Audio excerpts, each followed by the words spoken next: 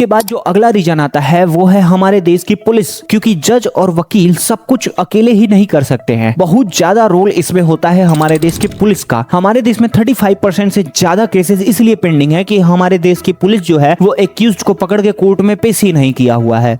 और आपने भी इस चीज को काफी गौर किया होगा कि पहले अगर आपके पास कोई क्राइम हो जाता था तो आपको पहले FIR लिखवाने के लिए 10 कॉन्टेक्ट निकालने पड़ते थे। और हमारे इंडियन पुलिस की बात ही क्या करें, हमारी इंडियन पुलिस 189 नंबर में से 80 नंबर पर आता है करप्शन के मामले में। तो आप समझ रहे होंगे कि पुलिस और हमारे यहाँ तो ज्यादा से ज्यादा पावरफुल क्रिमिनल्स केसेस में पड़े हुए हैं। और फिर जब पावर और पैसा सब कुछ आ जाता है तो पुलिस की जांच वैसे ही धीमे पड़ जाती है। और चलिए बात करते हैं 2016 के डाटा की। 2016 में जितने केसेस फाइल हुए थे उनमें से 1/3 केसेस की इन्वेस्टिगेशन हुई ही नहीं है। इन स्लो वर्किंग का एक मेजर रीजन ये भी है कि यहाँ के जज की तरफ वैकेंसी का बहुत ज्यादा चक्कर आ जाता है।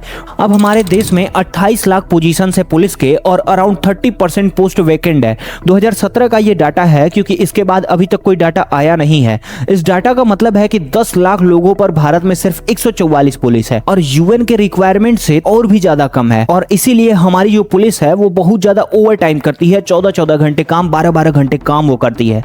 इसका सीधा रिजल्ट हमारे पेंडिंग केसेस पर दिखाई देता है। इस मैप को देखो, इस मैप में वहीं पर आपको ज्यादा केसेस पेंडिंग दिखेंगे जहां पर पुलिस अंडर स्टाफ है। अगर पुलिस करप्ट न हो और वो काम भी करना चाहे तो वो अच्छे से नहीं कर सकती, क्योंकि वहां पर पुलिस को बहुत ज्यादा बर्डन है। और इस कोर्ट के सिस्टम का